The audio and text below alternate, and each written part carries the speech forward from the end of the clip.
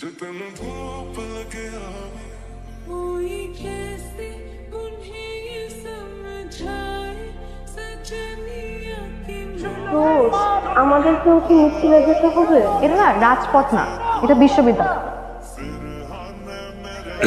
আসসালামু আলাইকুম ভাইয়া।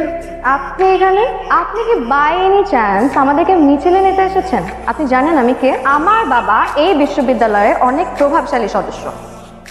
মেয়েকে বৃষ্টিতে ভিজলে কতটা সুন্দর লাগতে পারে তা আমার জানা ছিল না, এই জন্য নিজের অজান্তেই হেসে ফেলছিলাম। বোকার মতো হাসির জন্য দুঃখিত।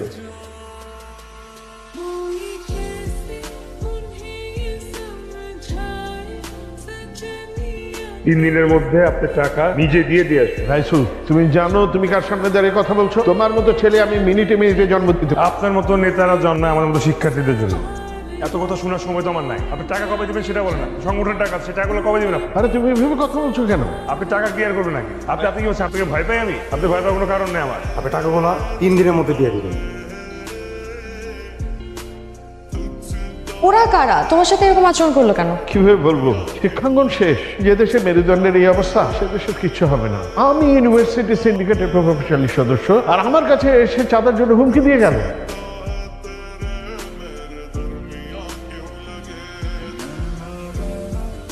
আপনি এখানে? আমাকে মনে হয় ক্যাম্পাসে কোথাও দেখো নাই। দেখেছি, পুরো ক্যাম্পাসের মধ্যে চাঁদাবাজি আর সন্ত্রাসী করে বেড়ান, প্রায়ই দেখেছি। তাই তুমি আমাকে কিভাবে দেখো এটা তোমার ব্যাপার, আর আমারও কিছু ব্যাপার আছে যেটা তোমাকে আমি এখন বলতে চাই। জি বলেন। রেনু, আমার তোমাকে ভালো লাগে। এই পৃথিবীতে যদি ভালোবাসা বলে কিছু থাকে তাহলে আমি তোমাকে ভালোবাসি। ব্যাস এতটুকুই। তোমাকে এটা বলার দরকার ছিল, বললাম। তোমার উত্তর দিতে হবে না, টেনশন নিও না। ছবি আছে। একটা চাঁদাবাজ সন্ত্রাস এসে আমাকে প্রপোজ করে। আমার এই দুঃখে দেশান্তরী হতে ইচ্ছে করছে। আজাদ ভাই একটু শুনবেন প্লিজ। এই তো ভালো ভাইয়া। ও রেনু আমার বান্ধবী। ভাইয়া একটা হেল্প লাগতো। রাইসু ভাই আসলে হুট করে ওকে প্রপোজ করে বসছে। ব্যাপারটা না ও একেবারেই মেনে নিতে পারতেছে না। ও এই সেই মেয়ে। এই মেয়ে শোনো, তোমার যদি ভালো লাগে তাহলে হ্যাঁ বলবা, আর ভালো যদি না লাগে তাহলে সরি বলে দিবা, সিম্পল। এক্সকিউজ মি, একটা সন্ত্রাস চাঁদাবাজের সাথে আমি রিলেশন করব? আপনারা নিজেকে কি মনে করেন? হ্যাঁ, এক তো লেখাপড়ার নামে পুরো ক্যাম্পাসের মধ্যে সন্ত্রাসী করে বেড়াচ্ছেন, এর উপর আপনারা হুটহাট করে চেনেন না জানেন না একটা মেয়েকে প্রপোজ করে বসবেন। নিজেকে কি মনে করেন আপনারা? পেয়েছেনটা কি? কে সন্ত্রাস, কে চাঁদাবাজ? আপনিও মনে হয় সেদিন রাইসুর সাথে এসে চাঁদার জন্য আমার বাবাকে হুমকি দিয়ে গেছেন, তাই না? টাকার জন্য হুমকি? এই তোমার বাবা কে? ও আমাদের ভার্সিটির সিন্ডিকেট সদস্য গোলাম গাজী মোস্তফা সাহেবের মেয়ে। এই জন্য এত বড় গলা না? আমরা চাঁদাবাজি করতে গেছি?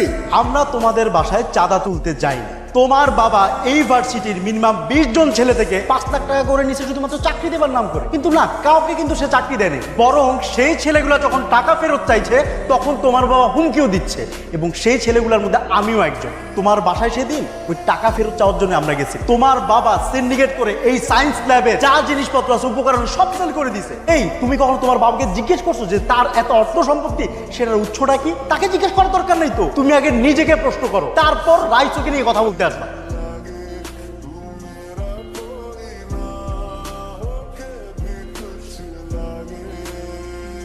এভাবে তাকিয়ে থাকার মতন কোনো পরিবর্তন হয়নি। আমি আগেও যে রেনু ছিলাম এখনো সেই রেনু আছি। আচ্ছা আপনারা খেলো, আমার একটু ওনার সাথে কথা আছে।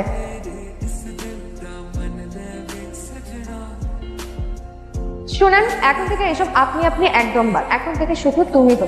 আর যে কোনো মেয়ে আপনার জন্য নাম লেখুক বা হাত কাটুক, যাই করুক না কেন, আমি বাদে আপনি আর কোনো মেয়ের দিকে তাকাতে পারবেন না। আর যদি তাকা তাহলে আমি আপনার চোখ রেখে দেব। এভাবে সবসময় সাপের মতন তাকিয়ে থাকবেন না তো, আমার লজ্জা লাগে।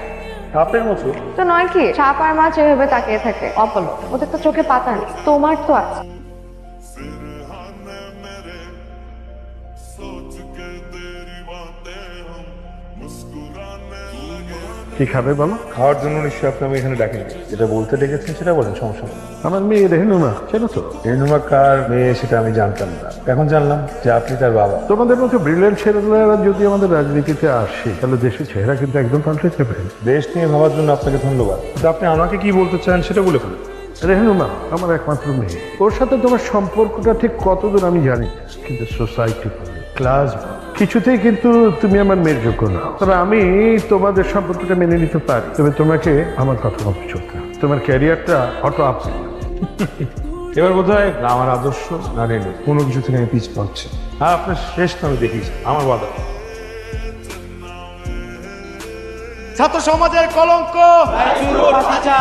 মাদক মুক্ত ক্যাম্পাস চাই।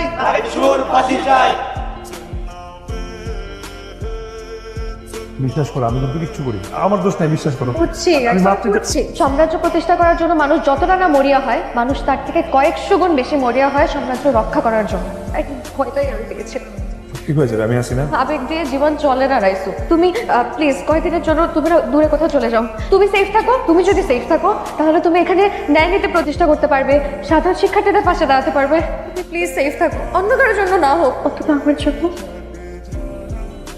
পুলিশ তোরে খুঁজতেছে, আর মানানোর পাপন তোর পিছনে পোলাপান লাগাই দিছে, যে কোনো সময় বিপদ হইতে পারে। তুই চল আমার সাথে। তুমি যাও, বাবার সাথে আমি কথা বলবো। আর শুনো, সিচুয়েশন যেটাই হোক আমি সব সময় তোমার পাশে আছি।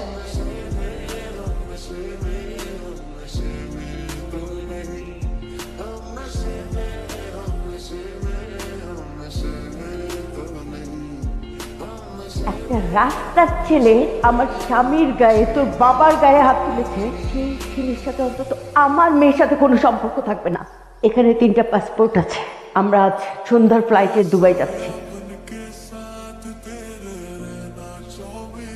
এই চৈত্র মাসের চাদর দিয়া দাঁড়া আছেন কে কে আপনি? রেনুর কাছে আসছিলাম, সে আমার ডাকছে। ম্যাডাম আপনার আসতে বলছে, আপনি আমার লাগে ফাইজলাম করেন। ম্যাডাম তো পরশু দিনই দুবাই চলে গেছে।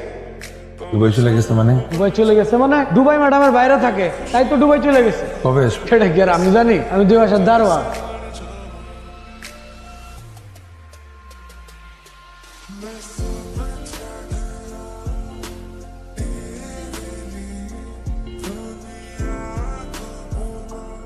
স্যার যারা আহত হয়েছে স্যার ওদের চিকিৎসার ব্যবস্থা করেছি। লাশ হওয়ার তরফ থেকে কেউ আসেনি স্যার। স্যার কেউ আসার কথাও না, যতটুকু আমরা জানি স্যার শিশু সন্ত্রাসী রাইসুর আপনজন বলে কেউ নেই। সে আমার